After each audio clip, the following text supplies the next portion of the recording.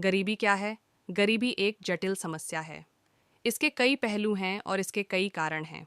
सबसे व्यापक रूप से इस्तेमाल की जाने वाली गरीबी की परिभाषा आर्थिक गरीबी पर केंद्रित है। यह परिभाषा गरीबी को एक व्यक्ति द्वारा अर्जित धन की मात्रा से मापती है और आय असमानता और वित्तीय रूप से खींची गई गरीबी रेखाओं के आधार पर समुदायों और देशों के लिए गरीबी दर निर्धारित करती है। इस तरह गरीबी सापेक्ष हो जाती है। संयुक्त राज्य अमेरिका में 4 लोगों के परिवार के लिए गरीबी की सीमा $26,000 प्रति वर्ष से थोड़ी अधिक आय है। कम आय वाले देश में पूर्ण गरीबी में रहने वाले 4 लोगों के परिवार के लिए ये राशि उस राशि से 36 गुना अधिक है जिस पर वे हर साल जीवित रहने के लिए मजबूर हैं। दुनिया के सबसे गरीब देशों में रहने वाले कई परिवारों को अपनी बुनियादी ज़रूरतें $2.50 प्रतिदिन से भी कम की आय पर पूरी करनी पड़ती हैं। दुनिया की लगभग 10% आबादी इस तरह की अत्यधिक गरीबी में रहती है।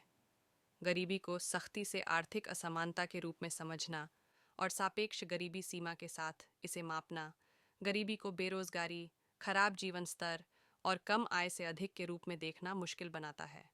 लेकिन गरीबी इससे कहीं अधिक को शामिल करती है। गरीबी की उचित परिभाषा में गरीबी के विभिन्न प्रकारों को शामिल किया जाना चाहिए तथा यह स्वीकार किया जाना चाहिए कि गरीबी का अर्थ है भूख और आश्रय का अभाव, निरक्षरता और स्कूल तक पहुंच न होना, बीमार होना और डॉक्टर को दिखाने में असमर्थ होना, भविष्य के लिए भयभीत होना, एक दिन में एक जीवन जीना और पूरी तरह से शक्तिहीन महसूस करना तथा अपने नियंत्रण से परे चीज़ों से फंसा हुआ महसूस करना। गरीबी का कारण क्या है? हालांकि गरीबी के कारण हीरे की तरह बहुआयामी प्रतीत हो सकते हैं, लेकिन उन्हें 2 प्राथमिक श्रेणियों में बांटा जा सकता है: संस्कृति और मूल्यहीनता के झूठ पर विश्वास करना। गरीबी का सांस्कृतिक कारण: संस्कृतियों में आंतरिक और बाहरी तत्व होते हैं जो गरीबी के अस्तित्व में योगदान करते हैं। इनमें से कुछ स्थितियां मूर्त और बाहरी हैं, जैसे का अभाव, स्वच्छ जल संसाधनों तक सीमित पहुंच, खाद्य असुरक्षा, शारीरिक विकलांगता, स्वास्थ्य देखभाल तक पहुंच का अभाव, बेरोजगारी, सामाजिक सेवाओं का अभाव, लैंगिक भेदभाव, खराब बुनियादी ढांचा, सरकारी भ्रष्टाचार, पर्यावरणीय परिस्थितियां जैसे प्राकृतिक आपदाएं, सूखा, सीमित संसाधन या प्राकृतिक संसाधनों का ह्रास। अन्य तत्व अमूर्त और आंतरिक हैं: ज्ञान, आकांक्षा, परिश्रम, आत्मविश्वास, नेतृत्व शैली, सहभागी शासन, सामाजिक पूंजी, मूल्य और शांति आदि। जब समाज स्कूल या शिक्षा के अवसर प्रदान करता है तो वह एक सांस्कृतिक संपत्ति होती है। यह साक्षरता और ज्ञान सिखाने का साधन प्रदान करके समुदाय की शिक्षा की कमी को दूर करता है। यह व्यक्तिगत सीखने और बेहतरी को सक्षम बनाता है और भविष्य में रोजगार के अधिक अवसर प्रदान करता है। आंतरिक कारक तब प्रभावित होते हैं जब बच्चे और परिवार भविष्य के बारे में आशावादी हो जाते हैं। जब बच्चों के पास खेलने के लिए सुरक्षित जगह नहीं होती तो वे दुर्व्यवहार का शिकार होने या गिरोहों और ड्रग्स के जाल में फंसने के प्रति अधिक संवेदनशील होते हैं। जब कोई संस्कृति सुरक्षित खेल के मैदान जैसी सरल चीज़ प्रदान करती है तो बच्चों के पास उन लोगों से बचने के लिए एक जगह होती है जो उन्हें नुकसान पहुंचा सकते हैं। तब बच्चे मूल्यवान और सुरक्षित महसूस करते हैं और अन्य बच्चों के साथ स्वस्थ सामाजिककरण के महत्व का अनुभव करना शुरू करते हैं। एक ऐसे परिवार के बारे में सोचिए जिसके पास पीने के लिए साफ पानी नहीं है। वे पानी इकट्ठा करने के लिए हर दिन मीलों पैदल चलते हैं और जो पानी वे इकट्ठा करते हैं वह पीने के लिए असुरक्षित होता है।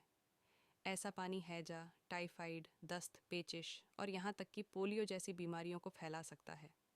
जब कोई संस्कृति साफ फिल्टर किए गए पानी तक पहुँच प्रदान करती है तो यह पानी से होने वाली बीमारियों से सुरक्षा प्रदान करती है।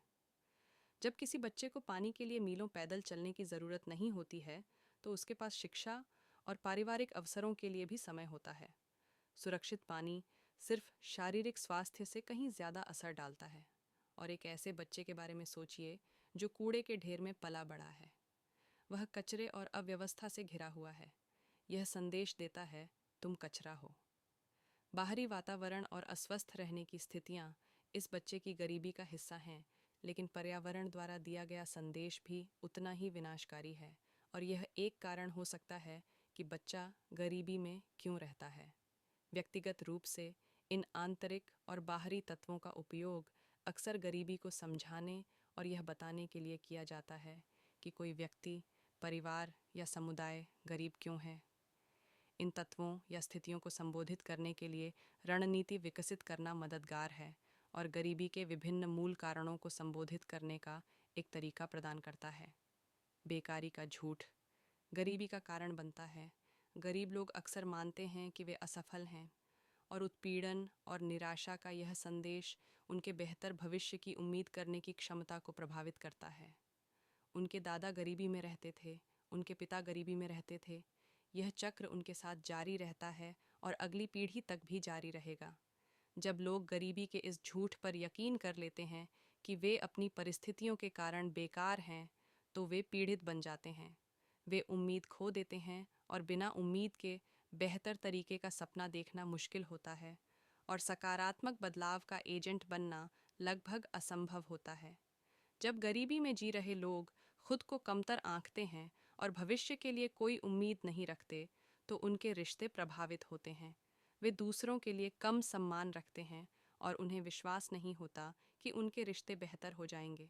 बच्चे इस झूठ के प्रति विशेष रूप से संवेदनशील होते हैं। जब गरीबी उन्हें घेर लेती है, तो उन्हें लगता है कि उनका कोई मूल्य या उद्देश्य नहीं है। समाधान यह है कि ऐसी आवाज़ को पेश किया जाए जो बेकार और निराशाजनक मानसिकता को सच्चाई के संदेश में बदल दे। मैं मायने रखता हूँ, मेरा मूल्य है, चीज़ें बेहतर हो सकती हैं।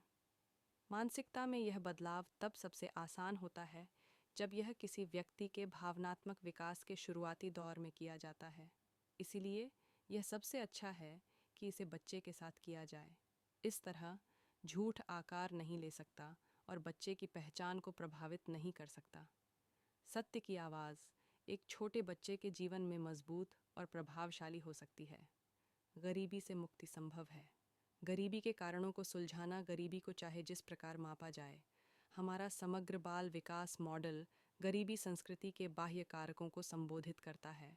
समुदायों और परिवारों को स्वच्छ जल स्रोतों तक पहुंच प्राप्त करने, सकारात्मक और स्वस्थ रहने के वातावरण का निर्माण करने, आय उत्पादन कौशल सीखने, बेहतर बुनियादी ढांचे का निर्माण करने और शैक्षिक अवसरों का लाभ उठाने में सहायता करता है।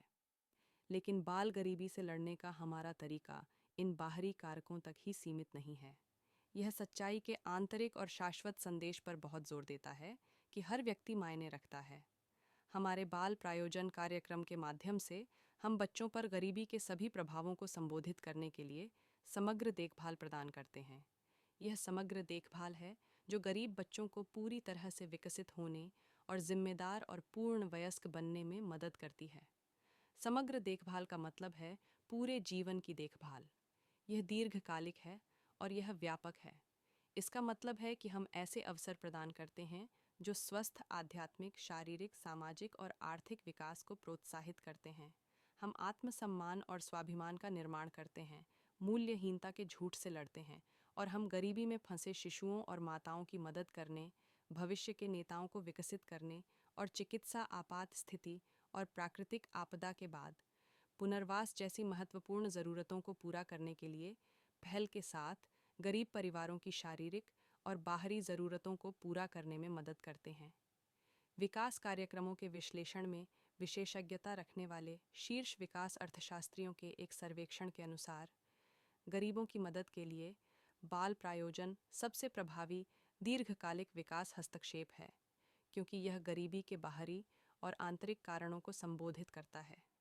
किसी बच्चे को गरीबी के बोझ से मुक्त करने में मदद करें। आज ही किसी बच्चे को प्रायोजित करें। जब बच्चों को पता चलता है कि उन्हें प्रायोजित किया गया है, तो उन्हें जो खुशी